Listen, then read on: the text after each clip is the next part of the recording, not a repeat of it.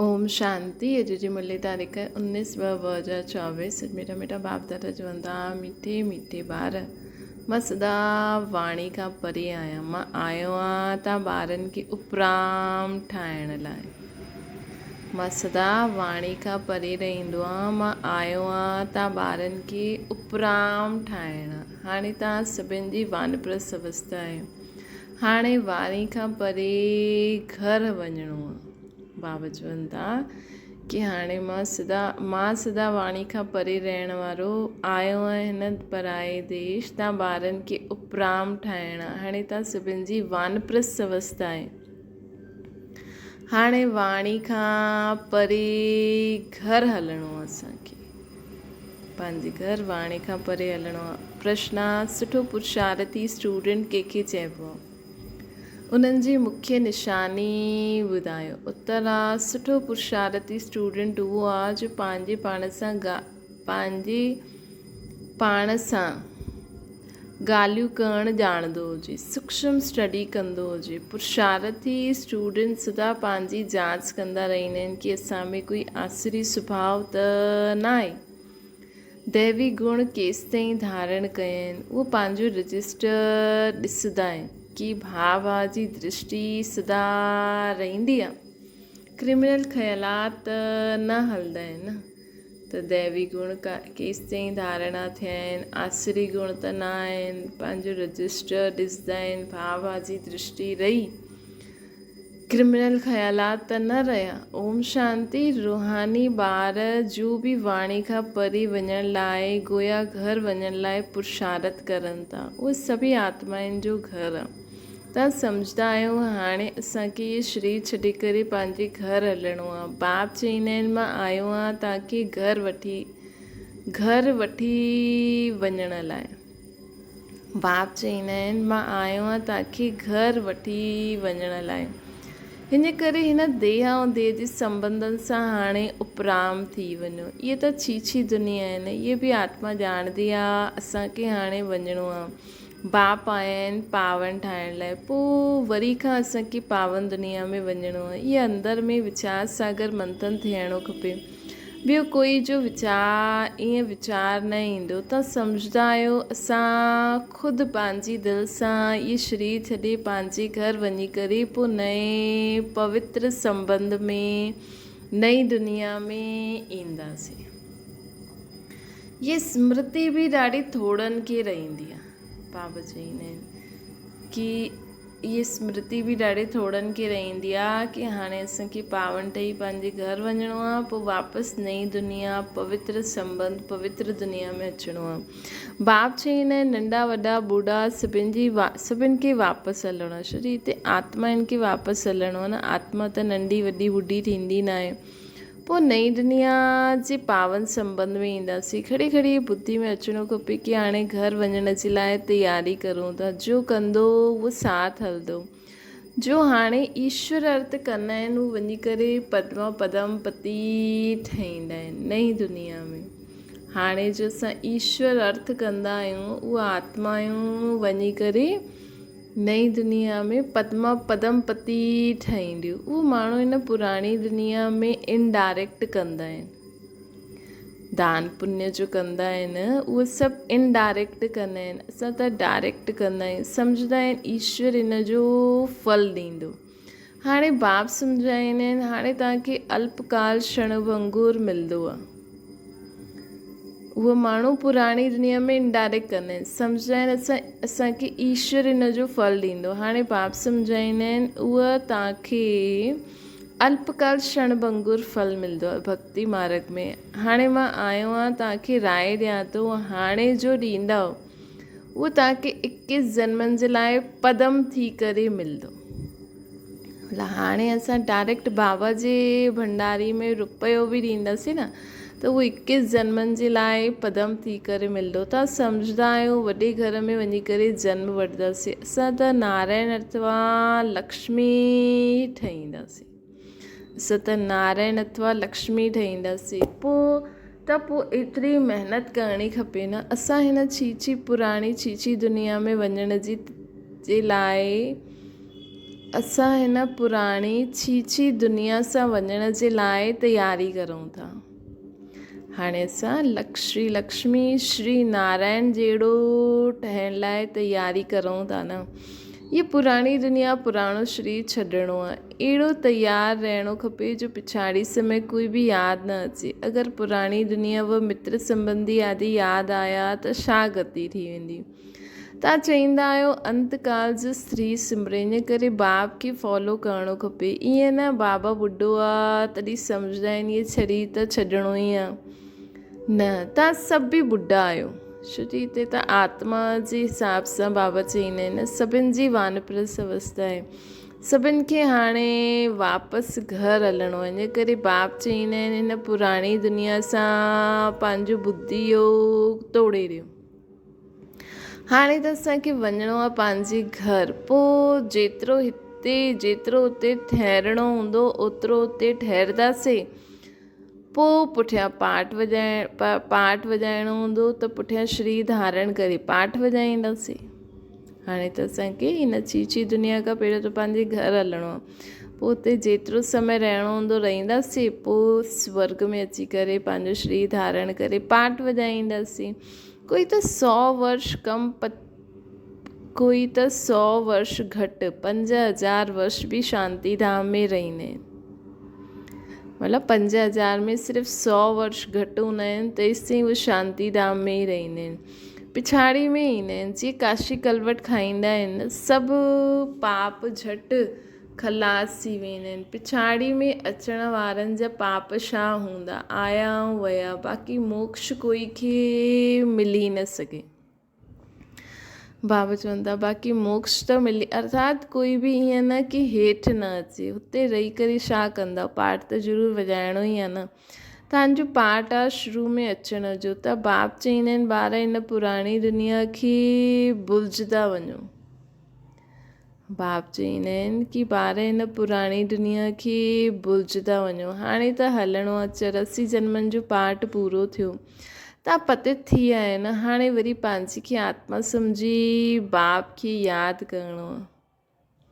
दैवी गुण बि धारण करणा आहिनि। बाप सम्झाईंदा आहिनि ॿार पंहिंजी जांच कंदा रहो, असां में कोई आसुरी स्वभाव त न आहे।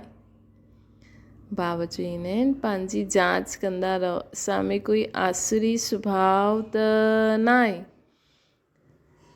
दैवी गुण धारण कया आहिनि त बाबा चवंदा तव्हांजो दैवी स्वभाव हुजणो खपे। उन जे लाइ चाट रखो त पक्का थी वेंदो। असां में कोई बि आसुरी स्वभाव न, स्वभाव अर्थात स्व जो भाव सर्व जे लाइ सुठो हुजणो खपे। आत्मिक भाव, रहम भाव, क्षमा भाव, दया भाव, कोई बि अहिड़ो भाव न हुजणो खपे। परंतु माया अहिड़ी आहे जो चाट रखण बि न ॾींदी आहे। 2-4 ॾींहं रखी करे पोइ छॾे ॾींदा आहिनि। छो जी तक़दीर में न आहे न। तक़दीर में हूंदो त ॾाढी सुठी रीति रजिस्टर रखी सघंदा। स्कूल में रजिस्टर ज़रूरु रखंदा आहिनि। हिते बि सभी सेंटर्स में सभिनि जो चार्ट रजिस्टर रखणो खपे। हिते बि बाबा चवनि था सभी सेंटर्स में सभिनि खे पंहिंजो चार्ट ऐं रजिस्टर रखणो खपे। पोइ ॾिसणो आहे असां रोज़ु वेंदा आहियूं, दैवी गुण धारण कंदा आहियूं, मतिलबु रोज़ु मुरली ॿुधण वेंदा आहियूं, दैवी गुण धारण कंदा आहियूं। भाउ भेणनि जे संबंध सां बि ऊच वञणो खपे। बाबा चवनि था हिते भाउ भेणनि जे संबंध सां बि ऊच वञणो खपे। सभी आत्मा सां भाउ आहियूं। सिर्फ़ु रूहानी दृष्टि भाउ जी खपे। असां सभु आत्मा आहियूं, कोई जी क्रिमिनल दृष्टि न हुजणी खपे। असां सभी आत्मा आहियूं, भाउ आहियूं, कोई जी बि क्रिमिनल दृष्टि न हुजणी खपे। भाउ भेणनि जो संबंध बि हिन करे आहे छो जी तव्हां ब्रह्म कुमार कुमारियूं आहियो। असांजो भाउ भेणनि जो संबंध बि हिन करे ई आहे छो जी असां ब्रह्म कुमार कुमारियूं आहियूं, हिकु बाप जा ॿार आहियूं न। हिन संगम ते ई भाउ भेणनि जे संबंध में रहंदा आहियूं। असांजा एतिरा सारा भाउ एतिरी सारी भेणियूं आहिनि त विकारी दृष्टि बंदि थी वञे। हिकु बाप खे ई यादि करिणो आहे, वाणी खां परे वञिणो आहे न। ईअं पंहिंजे पाण सां ॻाल्हियूं करणियूं आहिनि। ईअं थींदी आहे सूक्ष्म स्टडी। हिन में आवाज़ करण जी दरकारु न आहे। इहे त ॿारनि खे सम्झाइण लाइ आवाज़ बि अचिणो पवंदो आहे। वाणी खां परे वञण लाइ बि सम्झाइणो पवंदो आहे। बाबा चवंदा वाणी खां परे वञण लाइ बि सम्झाइणो पवंदो आहे। हाणे असां सभिनि खे वापसि वञिणो आहे। बाप त सॾु कंदो आहे की अचो,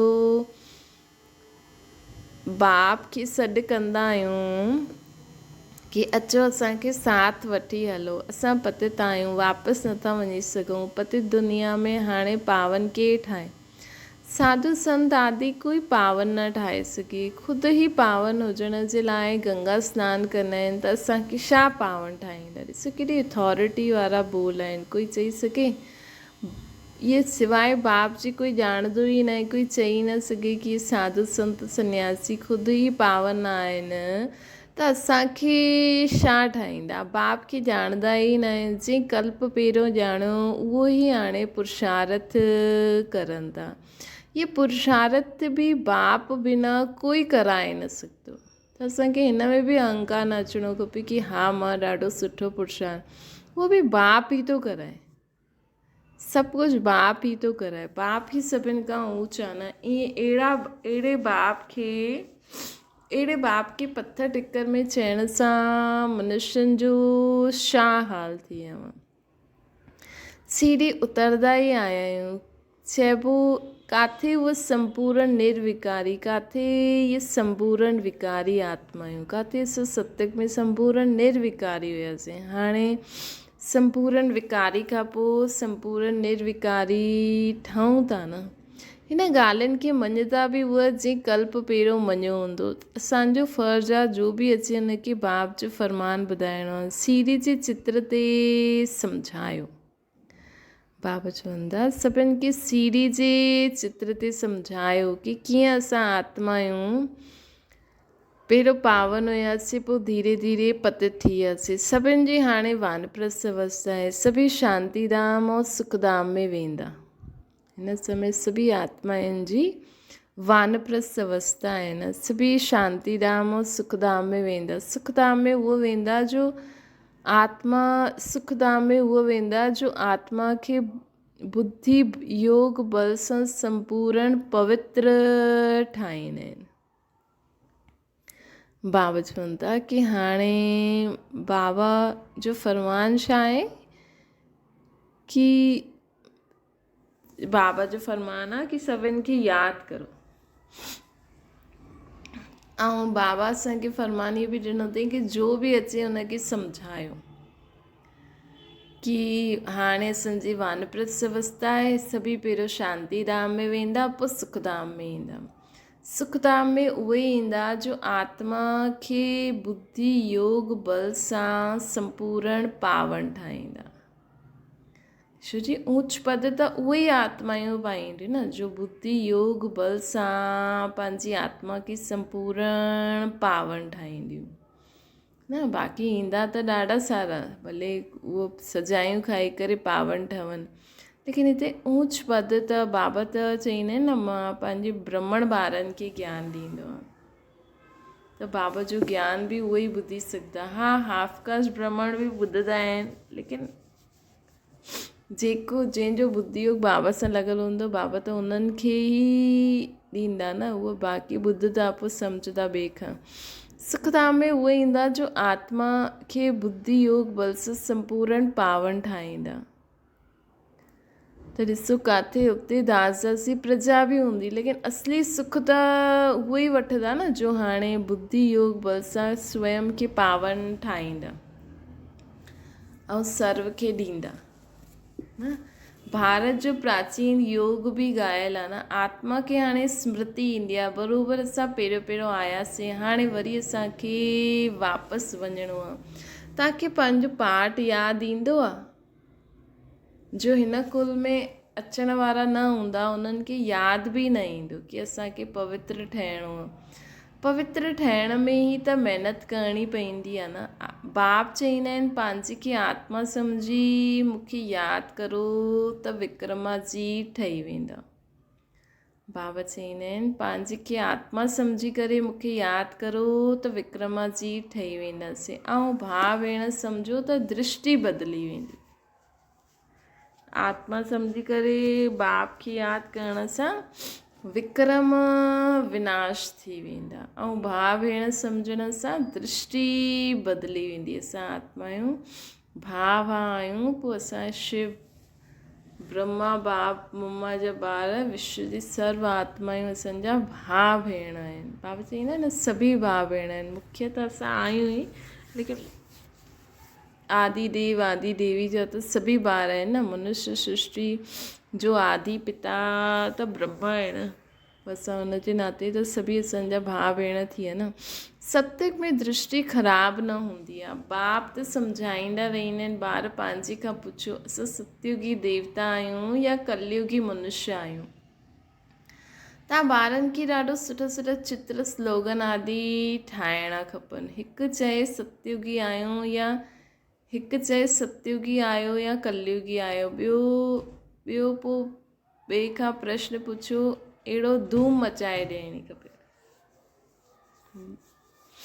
पोइ ॿियो कोई प्रश्न पुछो। बाबा चईंदा आहिनि न कॾहिं पुछो तव्हां श्रेष्ठाचारी आहियो भ्रष्टाचारी आहियो। कॾहिं चओ कि तव्हां में दैवी गुण आहिनि या आसुरी गुण आहिनि।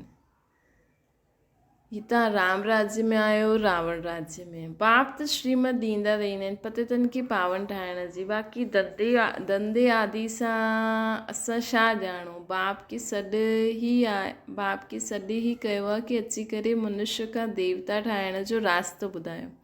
बाक़ी बाबा इहे थोरी ॿुधाईंदा हिन धंधे में छा करो, हिन पढ़ाई में छा करो। इहे सभु त दुनियावी ॻाल्हियूं आहिनि। बाबा खे त बसि मनुष्य खे पावन ठाहिण जो ज्ञान आहे। हा भई अगरि कंहिं में आसुरी स्वभाव संस्कार आहे के त हुन सां असां कीअं हुनखे कीअं दैवी गुण धारण करायूं, हुन सां गॾु असां कीअं रहूं, इहे युक्ति बाबा ॿुधाए सघंदा आहिनि। हाणे मां अची करे तव्हांखे इहो ई रास्तो ॿुधाइणो आहे। केॾी सिंपल ॻाल्हि आहे न। इशारो ई ॾाढो सहज आहे। मन मना भव। पंहिंजे खे आत्मा सम्झी बाप खे यादि करो। अर्थ न सम्झण जे कारण गंगा खे पतित पावनी सम्झी वठंदा आहिनि। पतित पावन त हिकु बाप ई आहे। हाणे सभिनि जी क़यामत जे समय आहे न। हाणे सभिनि जो क़यामत जो समय आहे। हिसाब किताब चुकतो कराए वापसि वठी वेंदा। बाप सम्झाईंदा आहिनि त सम्झंदा बि न आहिनि, परंतु तक़दीर में न आहे त पोइ किरी पवंदा आहिनि। बाबा चईंदा आहिनि कि बाप सम्झाईंदा आहिनि त सम्झंदा बि आहिनि, परंतु तक़दीर में न हूंदो त किरी पवंदा। हाणे बाबा त सभिनि खे पंहिंजो हिसाब किताब चुकतो कराए सभिनि आत्माउनि खे पावन ठाहे वापसि वठी वञण वारा आहिनि। त कई ॿार बाबा जे ज्ञान खे सम्झंदा बि न आहिनि, लेकिन तक़दीर में न हूंदो आहे त किरी पवंदा आहिनि। बाप चईंदा आहिनि भाउ भेण सम्झो कॾहिं ख़राबु दृष्टि न वञे। कंहिंखे काम जो भूत, कंहिंखे लोभ जो भूत अची वेंदो आहे। कॾहिं सुठो खाइण ॾिठो त आसक्ति अची वेंदी आहे। चणे वारा ॾिसंदा दिलि कंदी खाईंदा, पोइ खाई वठंदा। त कचा थियण जे कारण जल्दी असरु पइजी वेंदो आहे। जो कचा हूंदा आहिनि न, उहो झटि अगरि इच्छा थी त चईंदा अरे बाबा त चईंदा आहिनि न सभु मुंहिंजी यादि में खाओ, खाई वठो। शायदि कचा हूंदा आहिनि त जल्दी असरु पइजी वेंदो आहे। बुद्धि भ्रष्ट थी वेंदी आहे। माउ बाप अनन्य ॿार जेके सर्टिफिकेट ॾींदा आहिनि उन्हनि खे फॉलो करिणो खपे। माउ बाप ऐं अनन्य ॿार जेके सर्टिफिकेट ॾींदा आहिनि उन्हनि खे फॉलो करिणो खपे। यज्ञ जो मिले उहो मिठो सम्झी करे खाइणो खपे। यज्ञ मां जो मिले उनखे मिठो सम्झी करे खाइणो खपे। ज़बान ललाए चाइमा न करणी आहे। योग बि खपे। योग न हूंदो त चईंदा फलानी चीज़ खाइणी खपे, न त बीमार थी वेंदा। बाबा चईंदा आहिनि योग न हूंदो त चईंदा फलानी चीज़ खाइणी खपे, न त बीमार थी वेंदा। बुद्धि में रहणो खपे असां आया आहियूं देवता ठहिण लाइ। हा मिले त ठीकु आहे, न त जो चीज़ मिले थी उनखे बाबा जी यादि में खाईंदासीं त आपे ई सभु बीमारियूं दूर बि थी वेंदियूं। असांखे हाणे वापसि घरु हलणो आहे न, पोइ ॿार ठही करे मां जी गोद में ईंदासीं। पोइ ॿार ठही करे मां जी गोद में ईंदासीं। मां जो खाईंदी पींदी आहे हुनजो असरु ॿार ते पवंदो आहे। हुते इहे कुझु बि ॻाल्हियूं न हूंदियूं, हुते इहे कुझु बि ॻाल्हियूं न हूंदियूं, हुते सभु फस्ट क्लास हूंदो। मतिलबु हिते त जीअं मां खाईंदी पींदी त उहो ॿार ते असरु पवंदो न, हुते त सभु फस्ट क्लास ई चीज़ूं हूंदियूं। असांजे लाइ माता रोटी आदि बि फस्ट क्लास खाईंदी जो असांजे पेट में ईंदो। मतिलबु माता जो खाईंदी उहो ई फस्ट क्लास खाईंदी त ॿार जो शरीर बि सुठो थींदो। हुते त आहे ई फस्ट क्लास, जन्म वठण सां ई खाइण पीअण सभु शुद्ध थी वेंदो आहे। जन्म वठण सां ई खाइण पीअण सभु शुद्ध हूंदो आहे।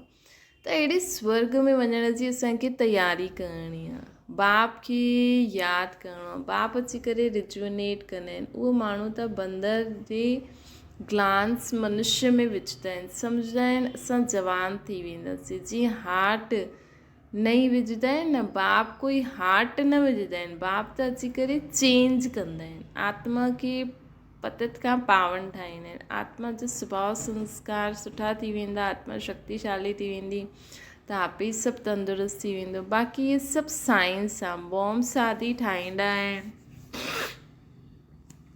इहे त दुनिया खे ई खलास करण जी चीज़ूं आहिनि।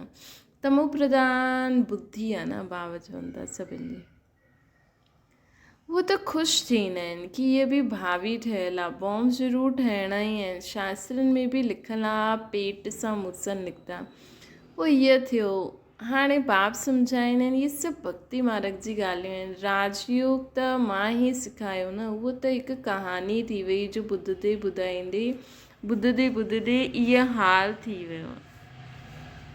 ग्रंथ शास्त्रनि में त इहा जी कहानी थी वई त माण्हू ॿुधंदे माण्हुनि जे दिमाग़ में ई उहे ॻाल्हियूं वेही रहियूं आहिनि त हाल बि ॾिसो कहिड़ो थी वियो।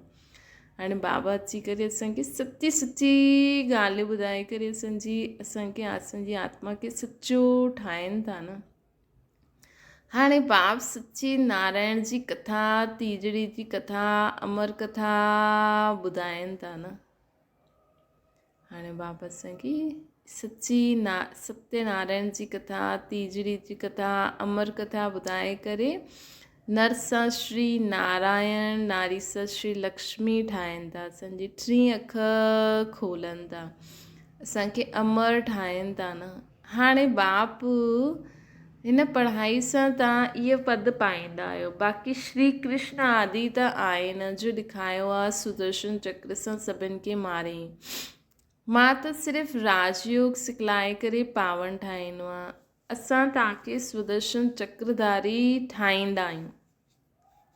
सिर्फ़ु श्री कृष्ण गलो न कटे। इहे त जेतिरो असां पूरे चक्कर जे ज्ञान खे सम्झंदा वेंदासीं, माया जो गलो कटजंदो वेंदो। बाबा चवनि था जादू जी थोरी ॻाल्हि आहे हिते। सुदर्शन चक्र फिराई कीअं?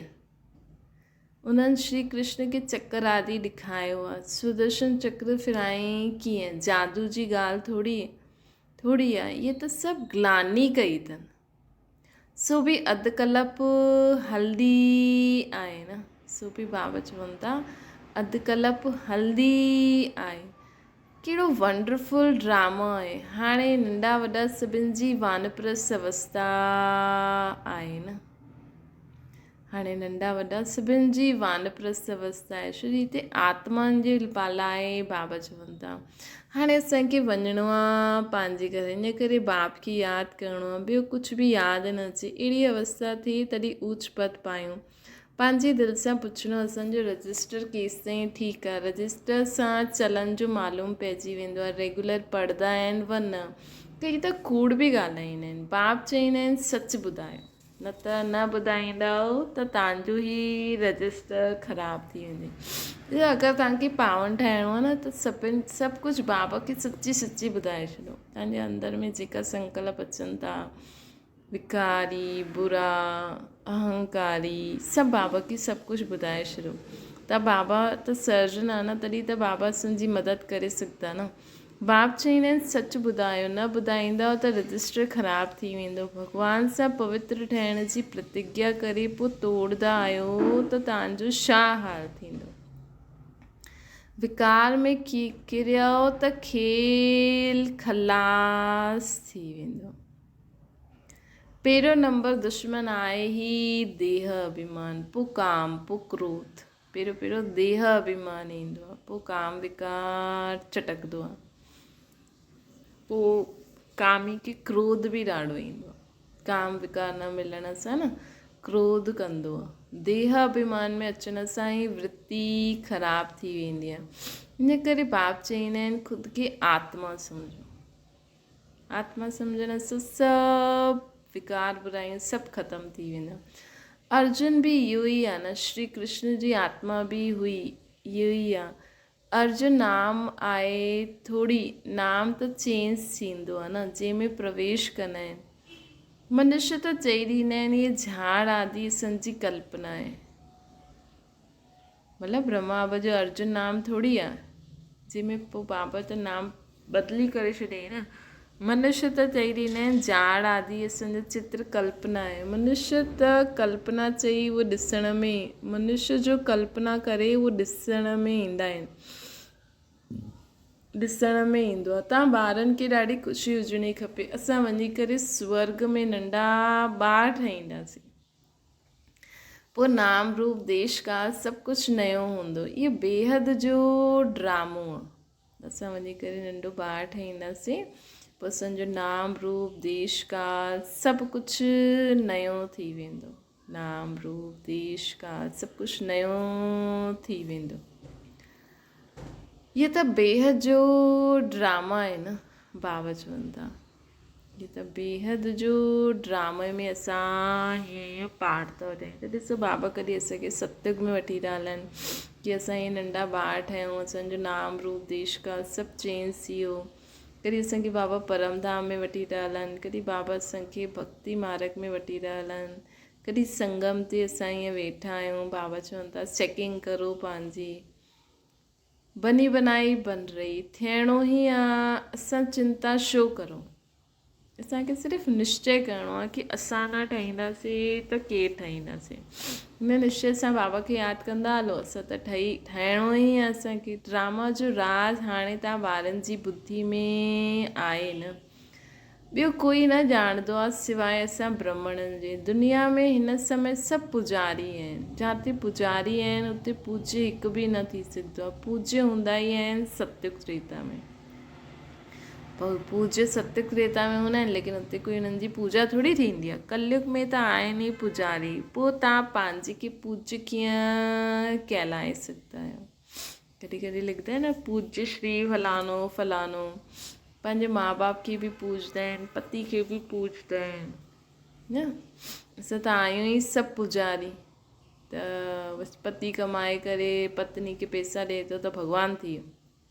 कहिड़ी उल्टी रीति रस्म इहे सभु ॻाल्हियूं लिखी अथनि न। किथे चवनि था लक्ष्मी देवी, कन्यायूं मातायूं लक्ष्मी जो रूप हूंदियूं आहिनि। किथे पोइ उहो पति खे पूजनि थियूं।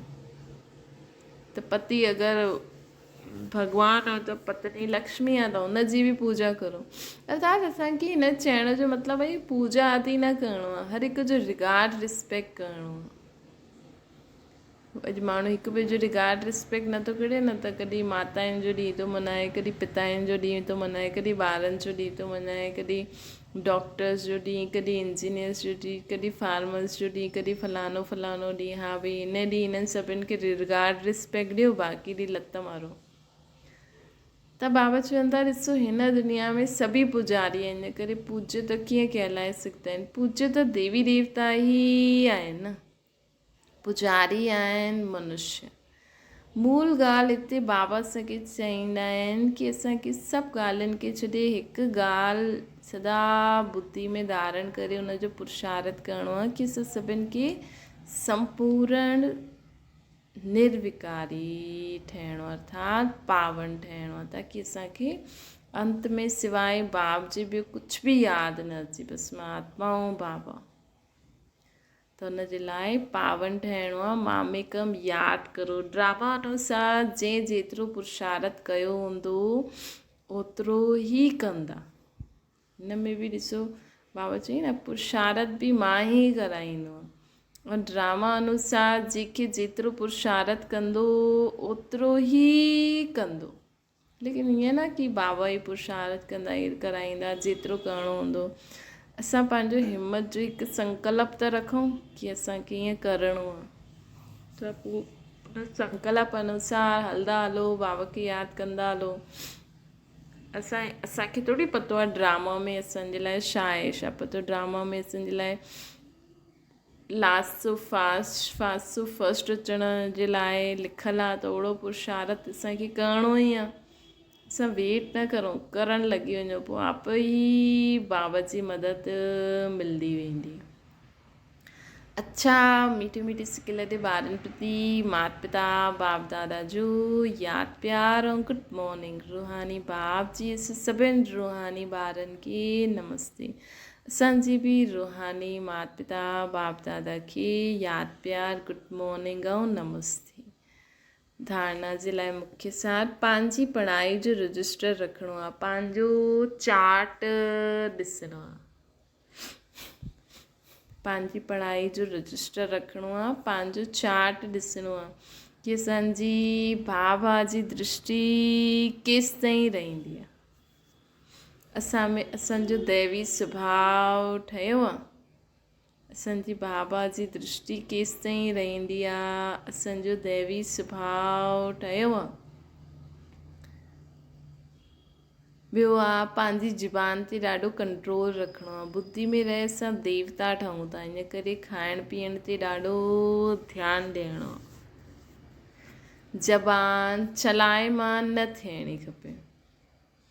ॾिसो, तव्हांखे कुझु खाइण जी इच्छा थींदी न, त उहा तव्हांजे साम्हूं अची वेंदी, तव्हांजे साम्हूं कोई न कोई खणी अची वेंदो। त ईअं न सोचो भई असांखे इच्छा थी, इन करे बाबा इहा चीज़ हुन द्वारा मोकिलियईं, कॾहिं कॾहिं थींदो आहे न, लेकिन उहो ॿाहिरां जी चीज़ आहे ठहियलु, असांखे संकल्प आयो, इच्छा थिए पई, अचे त इच्छा न अचणी खपे, संकल्प बि न अचिणो खपे, चलो अची वियो, लेकिन साम्हूं कोई खणी बि अची वियो, त तव्हां सोचजो इहा बाबा ई मोकिलायो अथई, ऐं बाबा जी यादि में खाई छॾियो छाहे जो। त इहे सभु बाबा ई असांजो टेस्ट वठंदा आहिनि। हिन करे ज़बान चलायमान न थियणी खपे, श्रीमत में मनमत मिक्स न करो, माँ बाप खे फॉलो करिणो आहे। वरदान, परखण जी शक्ति द्वारा बाप खे पहचाने करे अधिकारी ठहिण वारा विशेष आत्मा ठहो। बाप दादा हर ॿार जी विशेषता ॾिसंदा आहिनि, चाहे संपूर्ण न बि आहे, पुरुषार्थ ई आहे, लेकिन अहिड़ो हिकु बि ॿारु न आहे जंहिंमें कोई विशेषता न हुजे। सभिनि खां पहिरीं विशेषता त कोटनि में कोई जी लिस्ट में आहिनि, केॾी सारी आत्माउनि जे विच में, कि हिननि आत्माउनि जी बुद्धि एॾी सुठी आहे कि हिननि बाबा जे यथार्थ नाम रूप खे पहचाने वठनि। आत्मा ये त चई कि हाँ ये मुंहिंजो बाबा आहे, बाक़ी त बाबा खे कोई हनुमान गणेश हिन ई रूप में एक्सेप्ट कंदा आहिनि, लेकिन हर आत्मा जेकी बि बाबा जी घर अचे थी, जंहिं बि बाबा खे पहचानियो उन ये त चए थी बाबा जे यथार्थ नाम रूप खे पहचाने करे ये त चई मुंहिंजो बाबा। त हिननि में त वो विश्व जी आत्माउनि सां कोटनि में कोई थी वई न, बाबा खे पहचाने करे मुंहिंजो बाबा चइण ऐं अधिकारी ठहिण, इहे बि बुद्धि जी विशेषता आहे। परखण जी शक्ति आहे न, हिन श्रेष्ठ शक्ति सां ई विशेष आत्मा ठही वेंदा आहिनि। हिन श्रेष्ठ शक्ति सां ई विशेष, ये श्रेष्ठ शक्ति ही उन्हनि खे विशेष ठाहे ॾींदी आहे। त परखण जी शक्ति द्वारा बाप खे पहचाने करे अधिकारी ठहिण वारी आत्मा केरु हूंदी आहे? विशेष आत्मा हूंदी आहे। स्लोगन आहे श्रेष्ठ भाग्य जी रेखा खींचण जो कलम आहे श्रेष्ठ कर्म। हिन करे जेतिरो चाहे ओतिरो पंहिंजो भाग्य ठाहे वठो।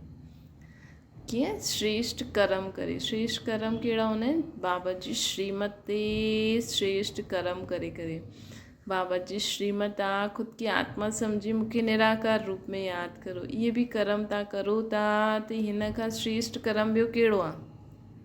भले ॿियो कुझु बि न करो, लेकिन बाबा खे यादि करे यथार्थ नाम रूप सां यादि करो। इहे बि त श्रेष्ठ कर्म थियो न। अच्छा, ओम शांति। बाबा खे यादि करो।